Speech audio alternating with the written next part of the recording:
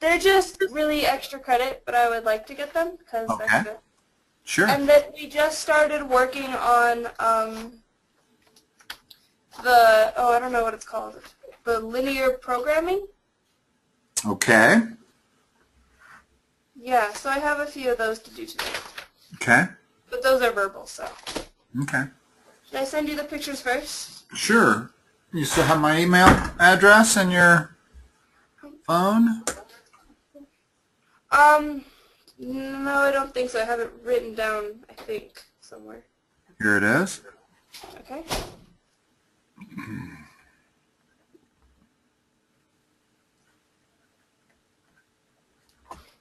So, okay.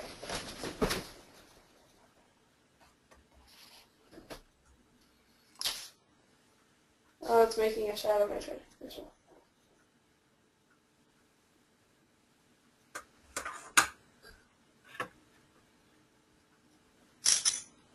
Okay, so I have one, and then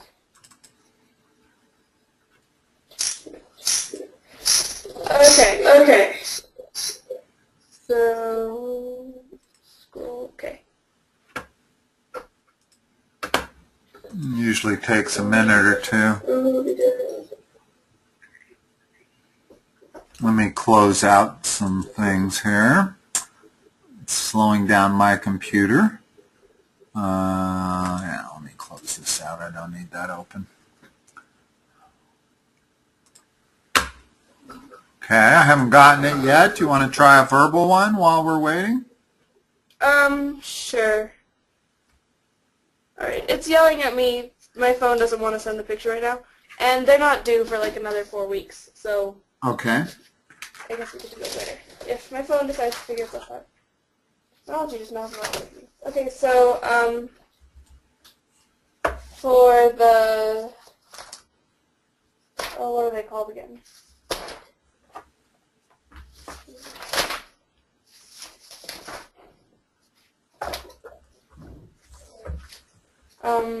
Linear programming. Okay.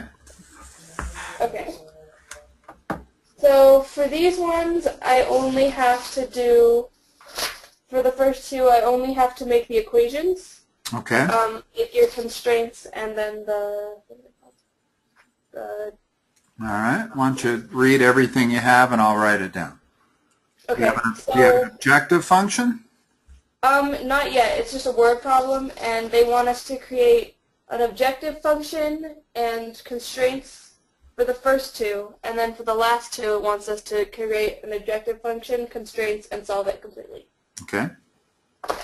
So the Blair Company makes two types of pianos, spinets and consoles. I didn't catch those names. Spinets and consoles, I guess. I don't know. Okay. Okay. The equipment in the factory allows for making at most 450 spinets and 200 consoles in 1 month. The cost to make a spinet piano is $600 per unit,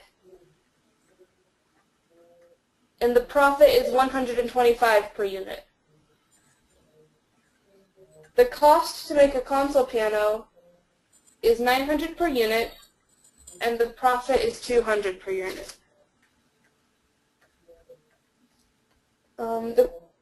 During the month of June, the company can spend $3,000 or $3,600 to make these pianos. Write the inequalities that represent the solution and the objective function.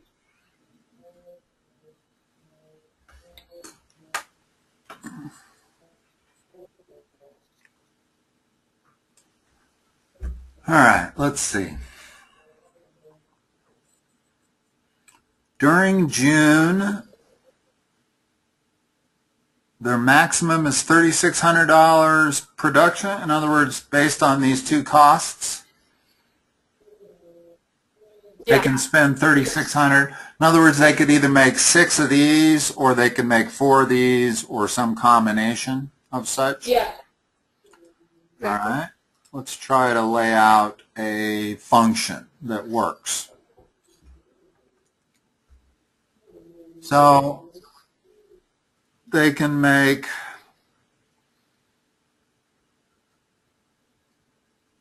So $600 times the number of S's that they make plus 900 times the number of C's that they make has to be less than or equal to 3,600.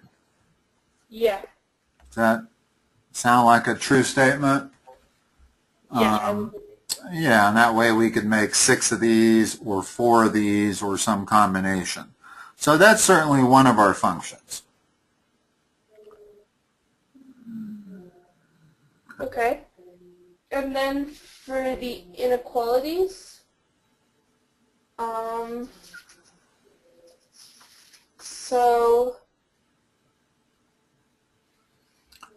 they can't make zero, like they can't make negative numbers of pianos. So you have to Okay, have so S has to be greater than or equal to 0, and C has to be greater than or equal to 0. yeah. Okay. There's 3 limitations. And then another one would be the time, right?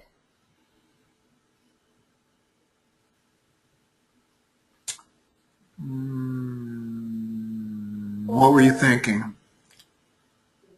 Well, they can only make 450 S's and 200 C's in 1 month. Ah. And then Oh, this is their maximum. Huh? This is their maximum they can do? Yeah, max per month. Okay.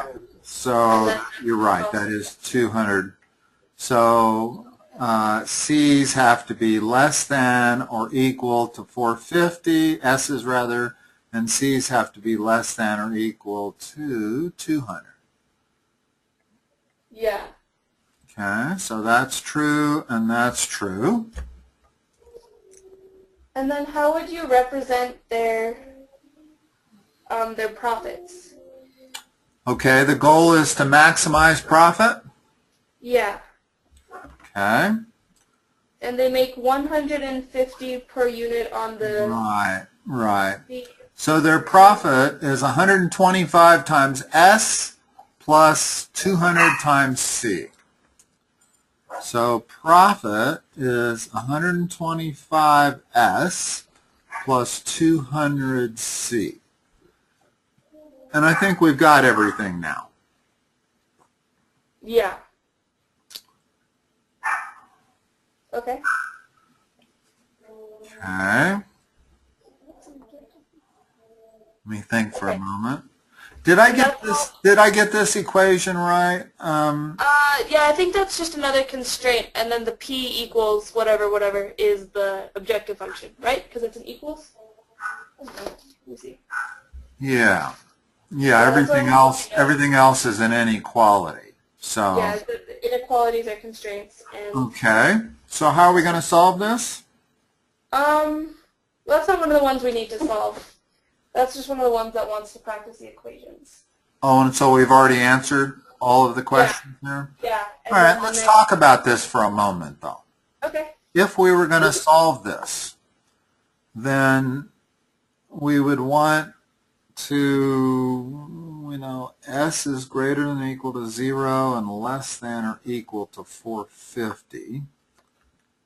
So if that was S,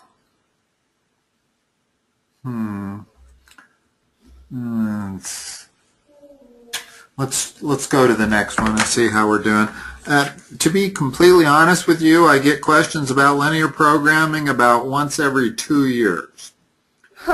So I need to, hold on one moment, let me just look at this for a moment.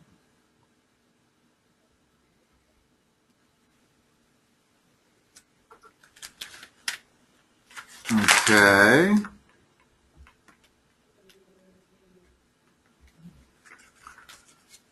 So we would take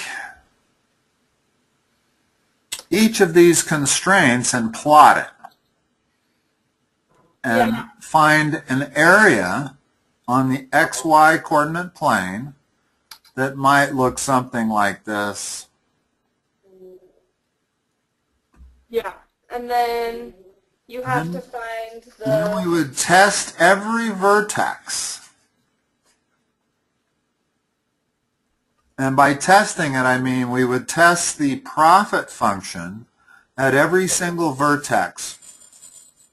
And whichever one gives us the maximum profit, that's exactly how many we want to make. Yeah, whichever coordinate point. Right. Okay. It's unlikely that it's this one, because that would mean we would make 0 and 0. But it's not clear from looking at this diagram which one gives you the greatest profit. It isn't necessarily that one, and it isn't necessarily that one. The only way to determine it is to plug in the particular S and C that is represented by these vertices into the profit function, and whichever one creates the greatest P, that is your maximum profit. So that's essentially how we're going to go about doing these. Okay. Okay. Should we go to the next one? Okay. Yeah. So the next one's the same in that it only wants us to make the equations, and then the next two want us to solve it. So okay. So a farmer has 20 days in which to plant corn and beans. The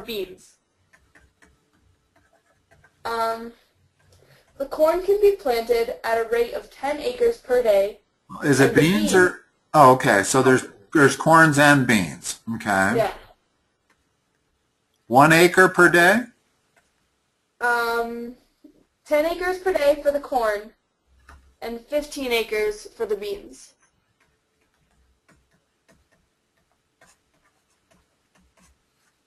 He has 20 days to plant beans and corn? Yeah. Okay. The farm has 250 acres available. The profit for corn is $30 per acre, and the profit for the beans is $25 per acre. Write the inequalities that represent the situation, and write the objective function for maximum profit. Okay. Let's write the objective function first. Okay, so profit is equal to $30 times the amount of corn plus $25 per times the amount of beans. Okay. And that's equal to profit.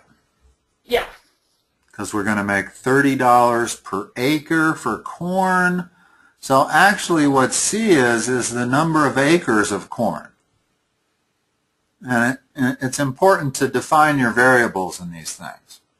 So C is the number of acres per corn we're going to plant. B is the number of acres of beans that we're going to plant. Okay. Okay. So there's our profit function. What about, let's just take it line by line here. What inequality does 20 days for beans and corn mean? So, okay.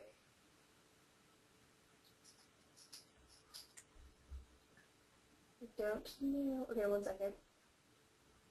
So, corn is less than, It's a little more complicated, this one. yeah, so corn is less than or equal to, oh, okay, well we know corn, it has to be greater than or equal to 0, and so does the beans. All right. There's 2, and now we're just missing the other ones. And then we know, What else do we know about this bottom one here? it means that you can plant Let's translate that into an inequality. Corn, Let's or corn translate plus, this into an inequality. okay. So would it be corn plus beans is less than or equal to 250 acres? Well, we said C is the number of acres of corn, B is the number of acres of beans. So yeah, C plus B less than or equal to 250. Okay. Yeah. And then, Then we have one more, at least one more, where we have this information, whoops, beans and corn, 20 days. And we know we can do corn at 10 acres a day and beans at 15 acres a day. So would it be let's think about 10 that for a minute. C plus 15B? No. If we were going to plant all corn, how many acres could we plant in 20 days?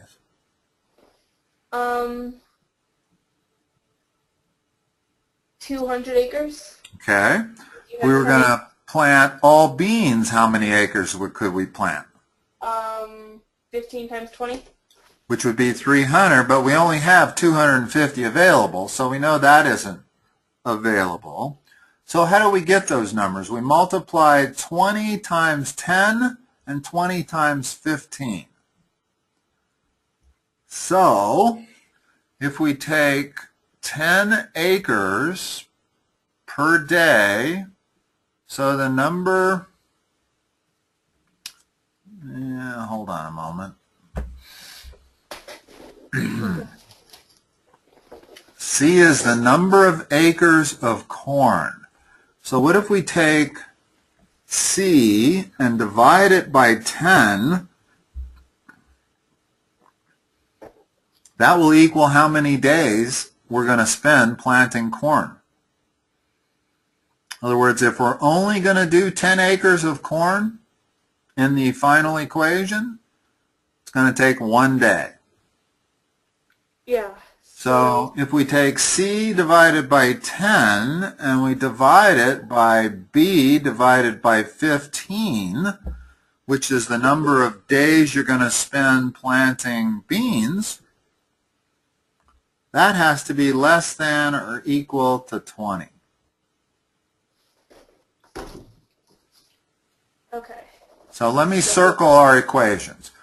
First of all, that's our objective function. Constraints are that one, this one, C divided by 10 plus B divided by 15 has to be less than or equal to 20. And this final one, C plus B, less than or equal to 250. And I think we've used every number given to us, which is important. If you find yourself not using a number that they give you're probably missing a constraint. Okay. The toughest one is this one in the middle here. Notice how I got that. I took the number, first of all, I looked at what C is. It's the number of acres planted for corn. In our final answer, we're going to solve maximum profit, and whatever C is going to be the number of acres we planted for corn. So if we divide that by 10, this becomes the number of days that we planted corn. You see that? Okay. If we end up planting 20 acres of corn, well, we can do 10 a day, so we would do 2 days of corn and 18 days of beans. Okay. So that's how we get this middle equation. C over 10 plus B over 15 has to be less than or equal to 20. So that looks like 4 constraints and 1 objective function.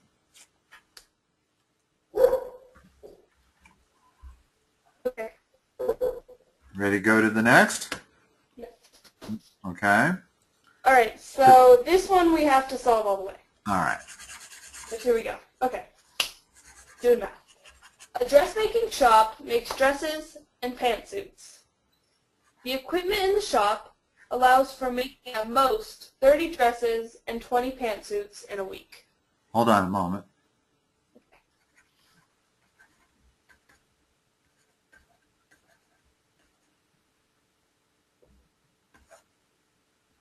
So this, all right, for the moment I'll say per week, maximum. In other words, we can't make more than 30 and we can't make more than 20. Yeah, I believe so. Okay. So it takes 10 worker hours to make a dress and 20 worker hours to make a pantsuit.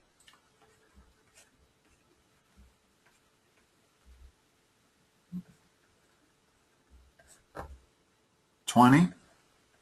Yeah. Okay. Okay. And there are 500 worker hours available per week in the shop.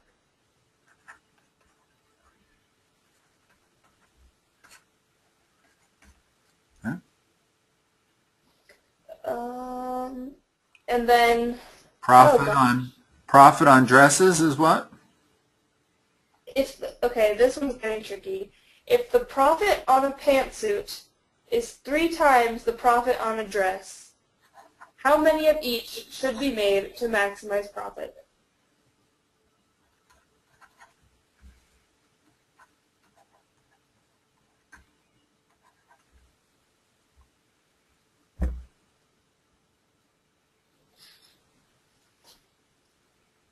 Okay. Okay, I think I have an idea here.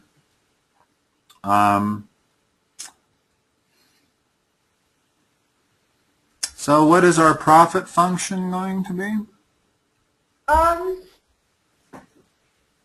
Okay, so you have dresses and pantsuits.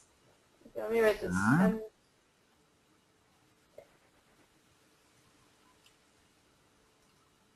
Okay.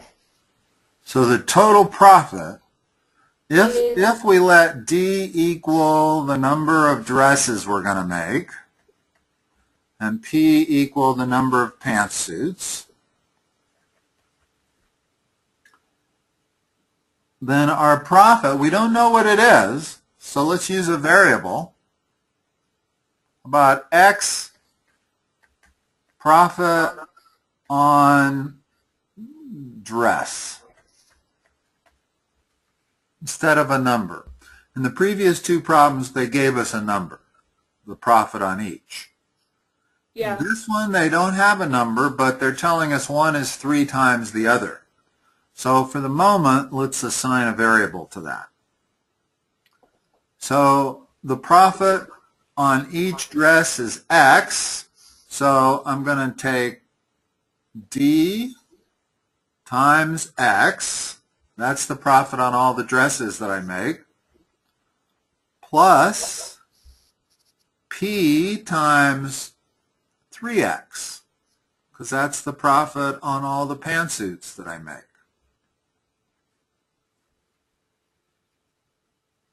You with me? Okay. Yeah, I think so. Okay. Now, that's our profit function. So now we need to assign our inequalities. We have dresses greater than or equal to 0, P greater than or equal to 0. And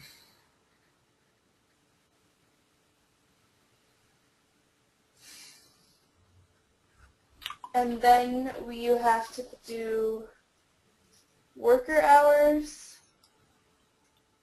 Yeah, let's let W equal worker hours.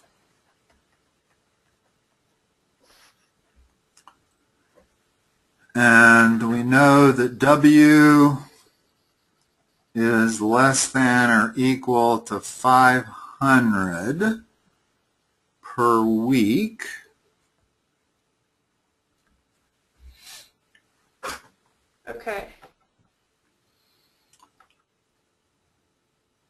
So let's look at this information here. One dress takes 10 hours, one pantsuit takes 20 hours. So D is the number of dresses we're going to make.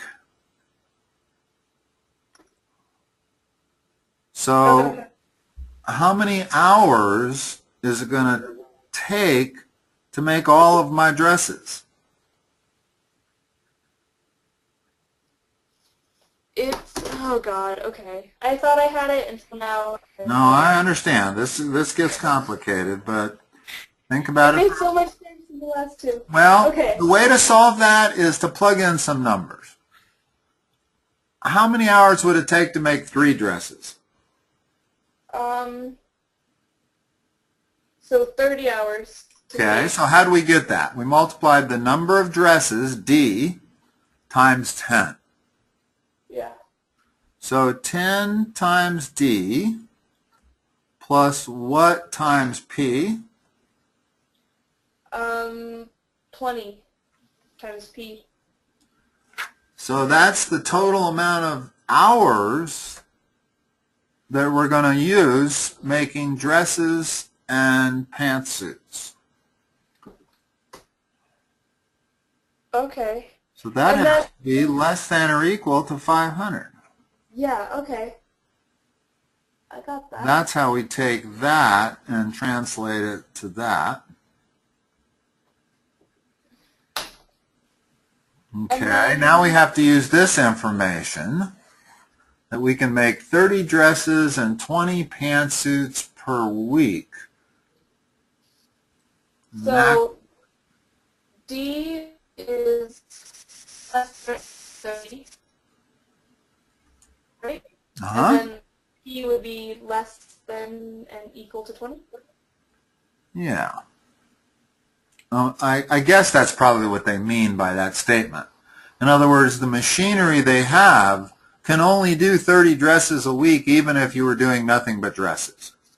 Okay. And they can only do 20 pantsuits per week even if that's all you were doing. So I'm assuming that it doesn't mean you can do 30 dresses and 20 pantsuits per week. I think you're right. In other words, I think that translates into D is less than or equal to 30 and P is less than or equal to 20. Okay. Okay, so now we have that constraint, that constraint, that constraint, that constraint, and that constraint. That's 5. And we have an objective function. Okay, so now we'll graph it. Yeah, so now let's graph it. And let's see, how can I do that?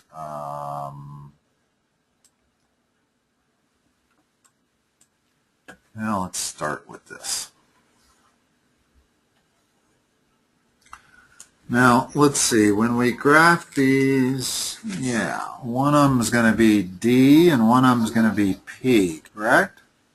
Yeah, does it matter which is which? I don't think so. We know D has to be greater than 0, P has to be greater than 0, so we're dealing in the first quadrant. Okay.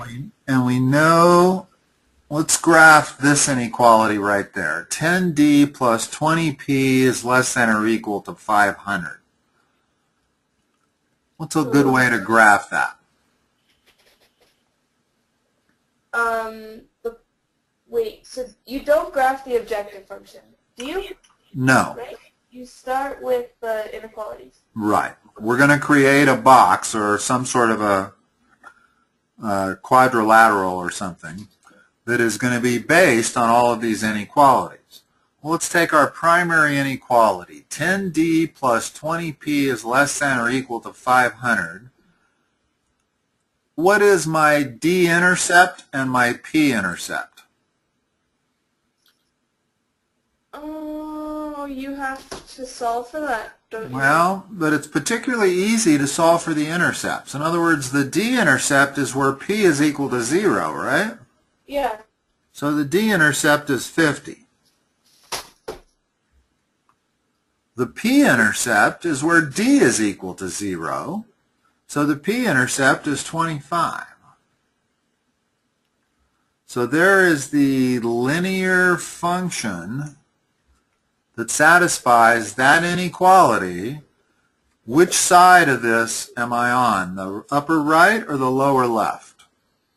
You are on... Okay, wait, if you put 0, 0 in this equation, it works, so you're on the below the line. Yeah. Okay. And let's see, what other one did we not do? We got d is less than or equal to 30. So if we make this 30, that's a vertical line. And we've got p is less than or equal to 20. That's a horizontal line. So now the figure we are left with, I think that's everything, is it not? Yeah, it's like an awkward... Yeah. The only thing we care about are the vertices. So the points we have to check are that one, that one, that one, and that one.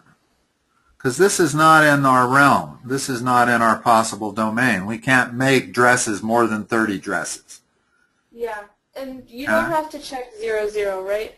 Well, probably. Yeah. Well, yeah, it wouldn't be the first one you'd want to check for sure.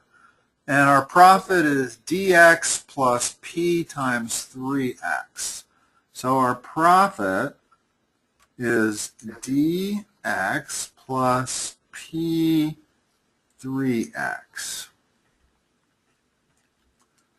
So what is our profit at this point right here where we make exactly 30 dresses?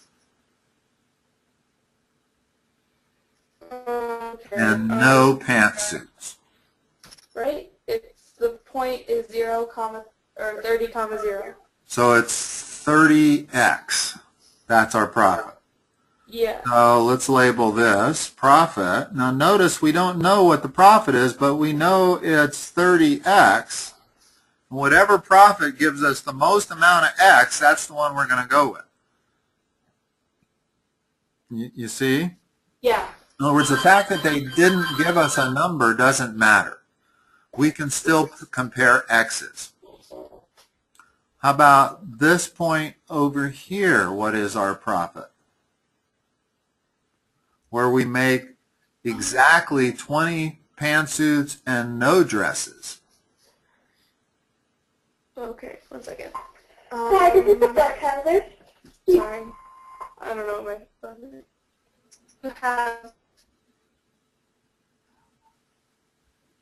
I don't know because of the profit thing. Okay. Well, P is 20, so multiply 20 times 3x. So it's 60x? Okay, so right off the get-go, we know that it would be more profitable to do 20 pantsuits and no dresses than it would be to do 30 dresses and no pantsuits.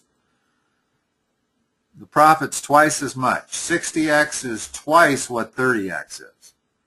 Okay. So far, this is our best point, but we haven't checked them all. Let's check that point right there.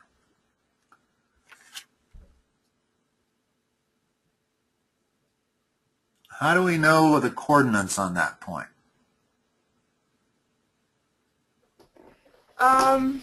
Could you solve it in a system of equations?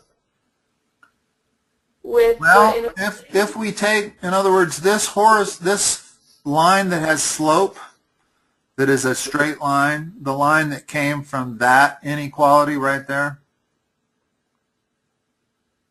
Yeah. If we're trying to solve for this point, well, this and the fact that P is equal to 20 allows us to solve for that point. So, in other words, if I plug P of 20 in there, that's 400 of my 500, so D would be 10. So that point has coordinates 10, 20.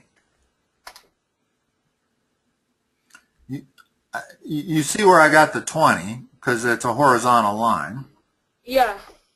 And I got the 10 by plugging in 20 for P into this and solving for D. D came out to be 10. So this point on the D-axis is 10. So at this point, what is my profit? Your profit would be, oh gosh, okay. So, what's D? D is 10, right? Uh-huh. What's P? P is 20. And P, we get 3x, so that's 60x. So this profit is 70x. That's the best so far. Okay. So that profit is 70x. In other words, that's better than pantsuits alone or dresses alone. We've got one more point, and you're right, we don't have to check the 0, 0 because we can check that real quickly and see that that's 0x. So there's no way that's the maximum. But we still have to check this point right there. What are the coordinates? What are the coordinates? Can you see which point I'm talking about? Yeah, this one. So what's the x coordinate there? 30. What's the y coordinate? You have to plug it into this equation right here, the 10x one. Okay. Right. So when I plug in 30 for D, I get 300 plus 20p less than or equal to 500, or 20p is less than or equal to 200, so the p coordinate must be 10. Okay. So what's the profit on this one?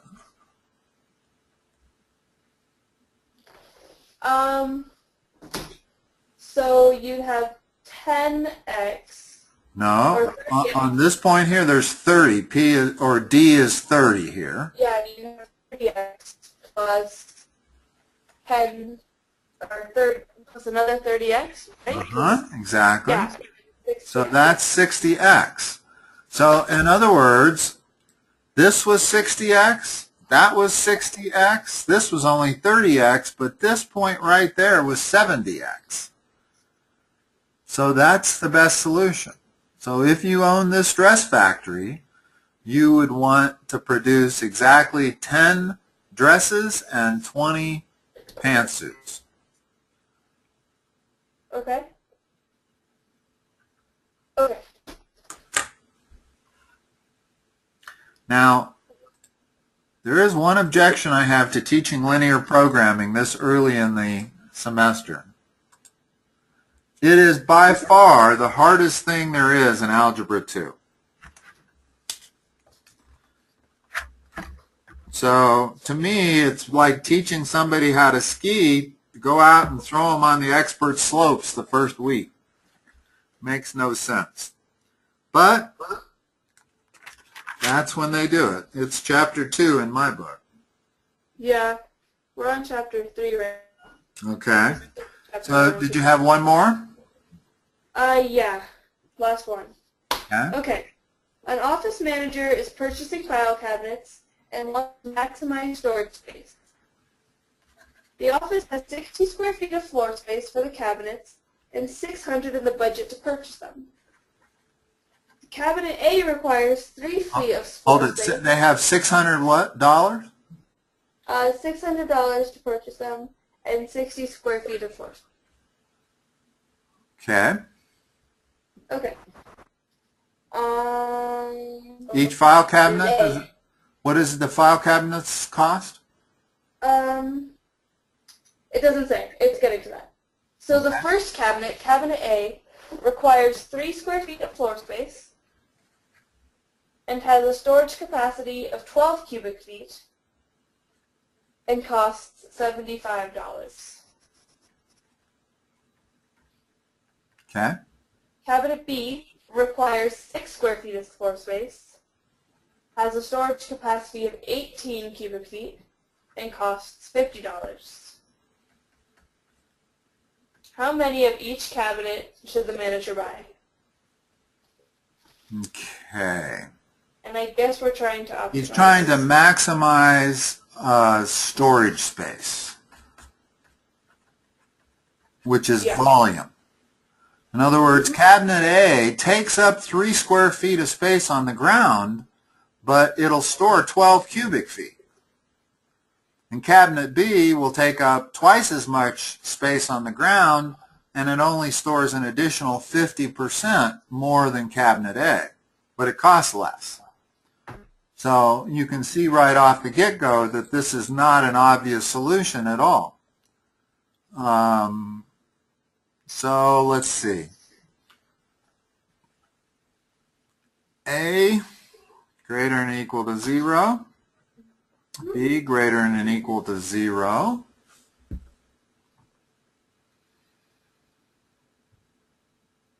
A is going to be the number of cabinets that we buy of cabinet A, and B will be the number of cabinets we buy for cabinet B. We have $600 to buy it. So what kind of inequality can I write? You can write, okay, 75 times A plus 50 times B is equal to $600. Technically less than or equal. Because I would imagine that it's always going to be equal to 600 because we're trying to maximize something. Okay. How can we, so we've incorporated that and that. And now let's address the square foot that each cabinet takes up. Okay. So... And that has to, in other words, I can immediately write less than 60. Okay. Cabinet A takes 3 feet, so 3 times A plus 6 times B is less than or equal to 60. Okay. And the only numbers we haven't used are that one and that one. We're trying to maximize this. So what's the total volume we're going to get? So total volume, and I say volume because it's three-dimensional. Yep. And that's the function we're going to maximize. So what is this equal to? Which one? Total volume, our objective function. Okay, that would be, so 12 plus 12A. 12A plus 18B. There you go. Okay, and I think that's everything we need. So now let's graph it. Okay, so we just have 4 inequalities, right? Yeah. Okay. Notice that 2 of these inequalities are linear equations, meaning they're going to be straight lines, so we can do it the same way we did it before. Let's find A and B intercepts for this one right there. Okay, well, you make A 0, or I guess you start with B. You make B 0 and you get 20A, or A intercept is 20. I don't think 600 divided by 75 is 20. Oh, that's, what am I doing? Okay, sorry. It's okay. I'm trying to think of what that would be. Probably 8? 8, right? Yeah. Yeah, that's 8. So when B is 0, A is 8. 8 times 75? Yeah. Is that right? Yeah. So when B is 0, A is 8. So that's a point on this straight line. When A is 0, B is what? 12. Okay, so I can draw that straight line to represent that. And we're inside, we're to the left. We're always going to be to the left. I shouldn't say that, but in most of these cases you're always going to be to the left. Okay, now let's graph that one. What are the intercepts on that? This one, you make A 0, and you're left with 10B. Okay. The B-intercept is 10. Okay. And then if you make B 0, you're left with 20A. Okay. Now, it doesn't really matter if this doesn't match up visually. In other words, my 20 is not twice as far to the right as my 8. Doesn't really matter because I think we have everything we need now. We're going to examine this, this, and this point right there. Okay. And whichever one of those produces at the greatest V volume, that's going to be our solution.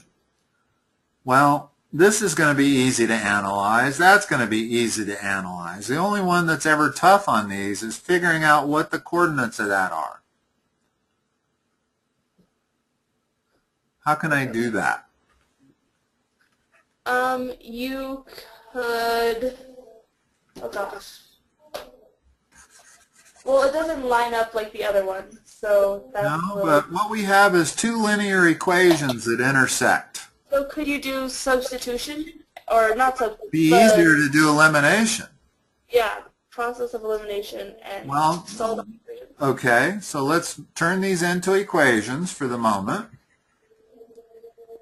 and solve them for A and B, and that will be the coordinates of this point.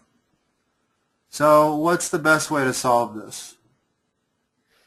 The best way to solve this would be to use eliminate. Oh. Okay, I agree. We're going to use elimination because we have it in standard format. In other words, we have our variables both on the left, we have our numbers on the right. So we need to do something that will allow us to eliminate either A or B when we either add or subtract these two equations. You could multiply the bottom equation by 25 and subtract it, or a negative 25 and add it. Let's do a negative 25. Most people are more comfortable with adding than they are subtracting. So negative 25 times 60 is minus 1,500. Okay. I had 6 quarters. I got $1.50 in my pocket. Okay, so that's our new second equation. It's right there. So now we're going to add them. So the A's cancel. How many B's do I have? 100 B's, and then you're left with 1,440 on the right-hand side. And then you divide that by... Well, hold on. I've actually got minus 100 B because I had a plus 50 and a minus 150. Yeah. And then when I add 600 and minus 1,500, that's minus 900. So B is equal to 9. So the coordinate on that point for the B coordinate is 9. Oh, okay. Okay? So now I can go back into the easiest equation, which would be that one, the original one, and solve for A. If B is 9, what is A? A would be, okay. One second. So, A would be 2, I believe. Yep. Okay. So now I got the coordinates at that point. Now, the rest of it's somewhat trivial. What's our volume at that point on the far left? So that's 10B, so you'd have 180B. Just 180, because B is 10 and A is 0. So the volume would be 180. And then at this point here, so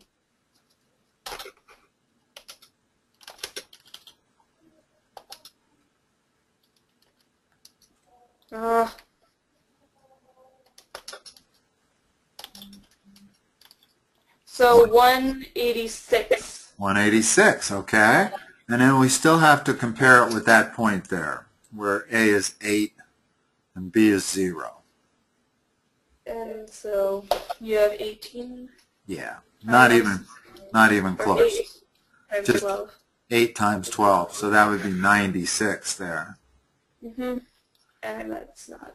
So this vertex right there, 2 and 9, is the solution. Okay. And you can see how valuable this is. I mean, it's not that I have anything against linear programming. It's a wonderful math discipline because it solves a lot of key problems where if you didn't have this method, it would be real tough to figure out which combination was best. So this method works wonderfully. It's just my only objection is it's the most difficult thing you'll have all year in Algebra 2. I know we have a quiz on it on Monday, and I'm a little bit nervous. Okay? I'll study over the weekend. Well, hopefully this helped. Yeah. The only real hard part is finding the coordinates of this point right here. And that, unfortunately, is usually the maximum. In other words, it's rare your maximum is going to be at the easy point, there or there. The maximum almost always comes there, and that you have to solve 2 equations and 2 unknowns to find the coordinates of. Okay. So if you get that part down, you'll be fine. I will post this to that website if you want to review it, if it helps. Okay, thank you. Well, it probably will be later on tonight, maybe not until tomorrow morning before it gets posted. But if you have any confusion over linear programming, I would think that you could review this and clear it all up. Okay. All right? All right, perfect. Sounds good. I will talk to you next Wednesday at 3:30. All right, I'll go